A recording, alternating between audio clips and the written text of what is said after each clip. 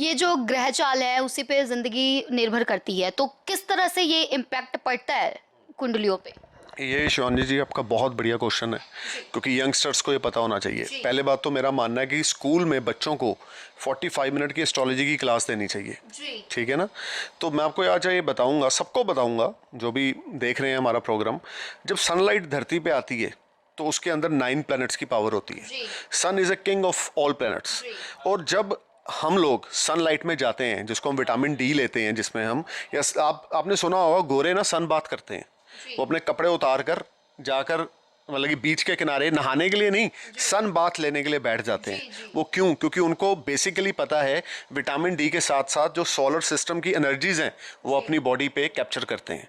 तो आप ये समझ के चलें, जो प्लानिटरी इफेक्ट्स हैं वो सनलाइट के थ्रू आदमी की बॉडी में एंटर करते हैं। इसीलिए हम जेम स्टोन्स डालते हैं, हम वर्शिप करते हैं। हम लोग ये बोलते हैं ना, सूर्य उदय से सूर्य अस्त तक हमने ये अच्छा काम करना है, अंधेरा का समय है तो हमने ये काम नहीं करना। वो क्यों? क्योंकि sun is a king of all planet.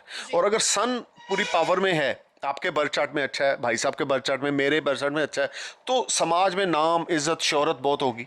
आदमी लाइफ में राइस बड़ी करेगा, या गवर्नमेंट जॉब कर रहा होगा, या सरकार का जवाई होगा कि जॉब में जा रहे हैं, महीने में 20 दिन और सैलरी अच्छी से क्रेडिट हो रही है। सो कहने का मतलब astrology play a big role. जो समझता है, जिसका दिमाग जुड़ गया, अब मेरा दिमाग जुड़ गया 16 साल की उम्र में, आपका जुड़ेगा 60 साल की में, भाई साहब का शायद जुड़े ही ना। ठीक है ना? तो वो भगवान ने सब कुछ प्लानिंग से ऊपर रचा हुआ है। हम उस प्लानिंग को कितना समझ पा रहे हैं वो एस्ट्रोलॉजी के। एस्ट्रोलॉजी का जो मेन असर है वो एक एक कुंडलियों पर तो पड़ता ही है। कई बार हम ये सुनते हैं जैसे कि जुपिटर नेक्स्ट मंथ से चेंज होने वाला है, तो ऑल ओवर वर्ल्ड में वो इम्पैक्ट होगा उसका, तो ये कैसे होता है? शिवांगी जी, जब कोई प्लेनेट ट्रांजिट में चेंज होता है, दो चीजें। एक है आपका बर्थ चार्ट, जब आप पैदा हुए, आपका डेट ऑफ बर्थ क्या है बताएं? 1 सितंबर 2000। तो उस दिन जो ट्रांजिट के प्लेनेट थे वो आपका बर्थ चार्ट बन गया। अब आज जो डेट है, सपोज करें आज हम अक्टूबर 2020 में हैं, तो आज का जो ट्रांजिट है वो हम उसको कैलकुलेट करेंगे आपके बर्थ चार्ट के साथ। अगर कॉम्बिनेशंस अच्छे बन रहे होंगे तो आपको गेन्स हो जाएंगे, आपकी शादी हो जाएगी, लव लाइफ अच्छी हो जाएगी, अनएक्सपेक्टेड मनी आ जाएगी, लॉटरी लग जाएगी, तरक्की हो जाएगी। अगर कॉम्बिनेशंस अच्छे नहीं होंगे, जॉब चली जाएगी, घर में बैठ जाओगे। जैसे ये कोरोना आ गया, सारी दुनिया घर में बैठ गई। तो सोलर सिस्टम पे जो प्लैनेट्स की पोजीशन थी वो अच्छी नहीं थी। राहु अपने ऑन साइन में बड़ा पावरफुल था।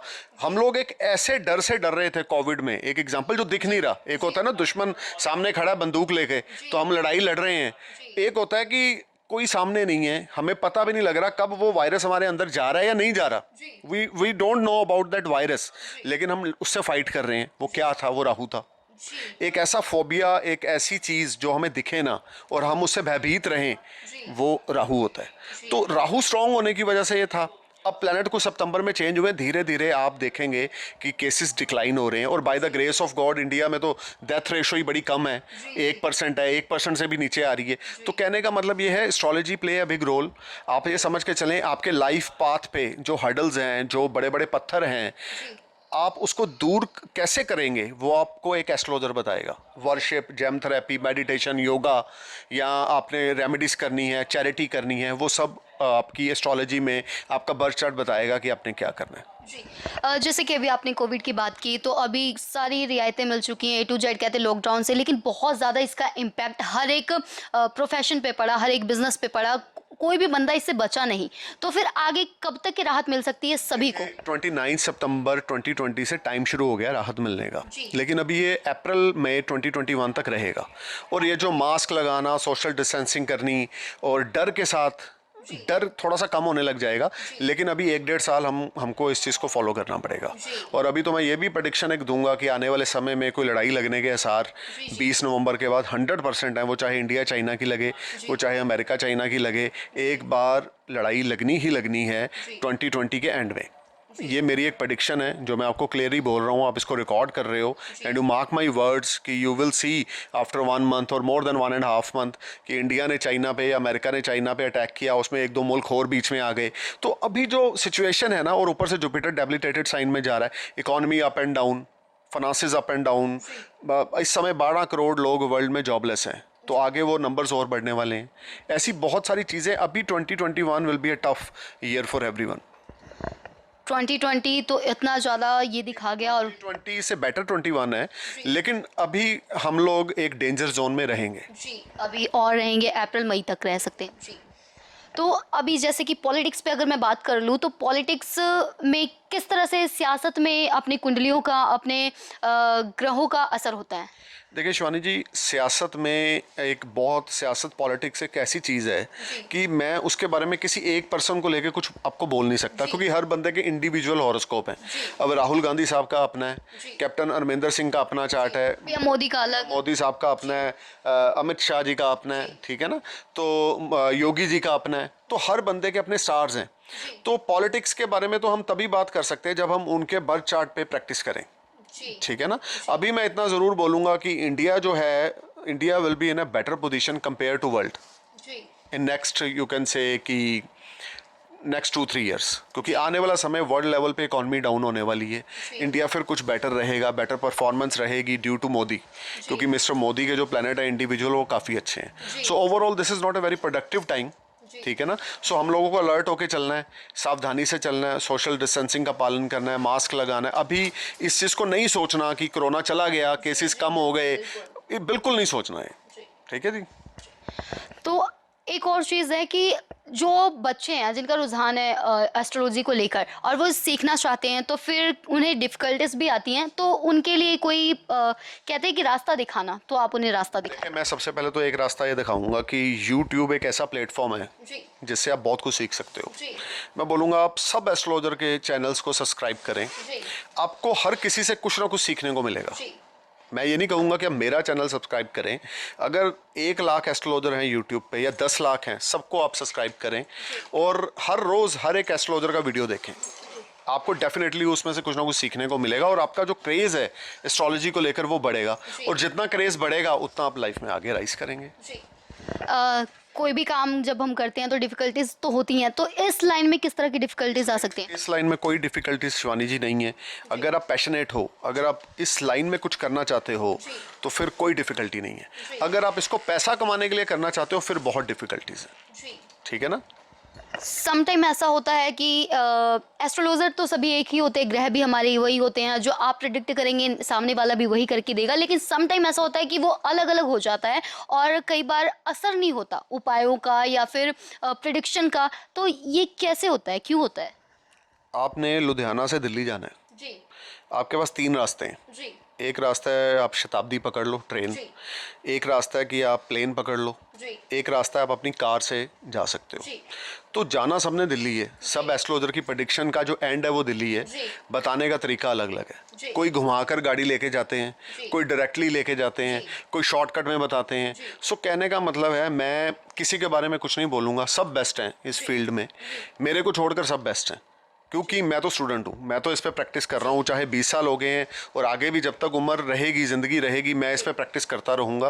क्योंकि एक अनपढ़ के लिए ज्योतिष या पंडित है, समझदार के लिए पंडित जी है और एस्ट्रोलॉजी है, दोनों में बहुत फ़र्क है।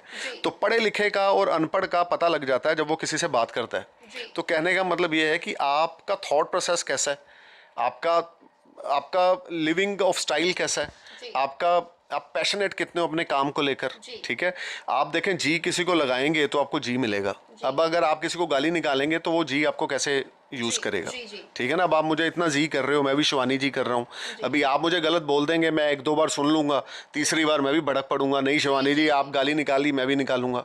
सो कहने का मतलब ये है कि ज़िंदगी जो आप बांट रहे हो वही आपको मिलना है। तो आप जी बांटोगे ना तो आपको जी ही मिलेगा। तो कहने का मतलब ऐसे बड़े लोग हैं जो ना समझ हैं, जिनको समझ कम है, बुद्धिहीन है, वो उनको सिर्फ पैसे से प्यार है कि पैसा आ रहा है, बैंक बैलेंस बढ़ रहा है, या हम फ्लैट ले रहे हैं, प्लॉट ले रहे हैं, तो सरदार है या पंडित है। मैं सबको बोलता हूँ चाहे कोई सरदार है जी लगाओ, चाहे कोई पंडित है जी लगाओ, पर ऐसे मूर्ख लोग भी हैं हमारे पास जो इन चीज़ों की ओर ध्यान नहीं देते। वो ये देखते हैं प्लॉट आ रहा है, फ्लैट आ गया 1 साल में, 2 फ्लैट थे 20 में, 21 में 3 और आ गए, हमने क्या लेना है किसी को, ठीक है ना। अभी आप सड़क से जा रहे हो, बोलेगा ओ पंडित इधर आ, उसका थॉट प्रोसेस है। आपको पता है दुनिया के सबसे बड़े पंडित जी कौन है? लॉर्ड शिवा। तो आप जब किसी को बोलते हो पंडित इधर आ, तो आप साक्षात भगवान शिव को गाली निकाल रहे हो, समझ रहे हो ना। तो आपका माइंडसेट क्या है? आपके फैमिली वैल्यूज़, मॉरल वैल्यूज़, आपके जो जिसको बोलते हैं आपके माँ बाप के संस्कार आपकी लैंग्वेज में दिखते हैं। तो आप जितनी जी लगाते जाओगे उतनी जी आप ज़िंदगी में पाते जाओगे। जो बीज बोओगे वही आपको मिलेगा। जितनी गाली निकालोगे उतनी गाली सुनने को मिलेगी। This is life. So astrology भी वही है, ठीक है ना। तो एस्ट्रोलॉजी में आप जितना विश्वास करेंगे, जितना ट्रस्ट करेंगे एक एस्ट्रोलॉजर पर, एस्ट्रोलॉजी पर, उतने प्लैनेट्स आपके लिए हेल्पफुल रहेंगे। जी, एस्ट्रोलॉजी में भी कई लोग ऐसे होते हैं जो मुनाफाखोरी के लिए भी इस तरह मतलब कह सकते हैं इनडायरेक्ट। देखिए ऐसे यदि हर काम में ये सब कुछ है। अब राहुल गांधी भी हैं, या गांधी परिवार भी था 70 साल जिन्होंने राज किया हिंदुस्तान पे। एक मोदी साहब भी हैं। अभी आप फॉरेन में जाओ तो इंडिया की इतनी बल्ले बल्ले है कि वहाँ पर इंडियंस इतने हैप्पी हैं कि मोदी राज में हमारी यहाँ पर वैल्यू बढ़ गई। मोदी साहब पीएम इंडिया के हैं, लेकिन वैल्यू उनकी अमेरिका में इंडियंस की बढ़ गई है। क्यों? क्योंकि एक दबदबा है, एक रोब है। ठीक है कि नहीं। तो कहने का मतलब है कांग्रेस का अपना काम करने का तरीका है, बीजेपी का अपना काम करने का तरीका है। हमको राम मंदिर भी चाहिए, हमको 370 भी हटानी है, 35A भी हटाना है। वो हमारा एक सिस्टम है बीजेपी का। कांग्रेस को इससे कुछ लेना देना नहीं, उसको तिजोरी भरनी है कि जो आ रहा है अंदर कर रहे हैं स्विस बैंक में, या एक और पर्सन है हमारे लुधियाना में उनको ट्रांसफ़र कर रहे हैं तो वो आगे प्रॉपर्टी में इन्वेस्ट कर रहे हैं। ऐसे बड़े लोग हैं उनके साथ जुड़े हुए। तो बट बेसिकली जो एस्ट्रोलॉजी है वो आपको लाइफ में कुछ ना कुछ सिखाती है। आपके अंदर सीखने की कितनी हिम्मत है या कितने पैशनेट हो, वो आपका दिमाग है। अब मैं आपके साथ इंटरव्यू कर रहा हूँ, आप उसको मजा लेके सुन रहे हो, इससे कुछ सीख रहे हो, या सिर्फ टाइम पास कर रहे हो, वो आपका दिमाग है। पर मैं तो अपने दिल से आपको अटेंड कर रहा हूँ।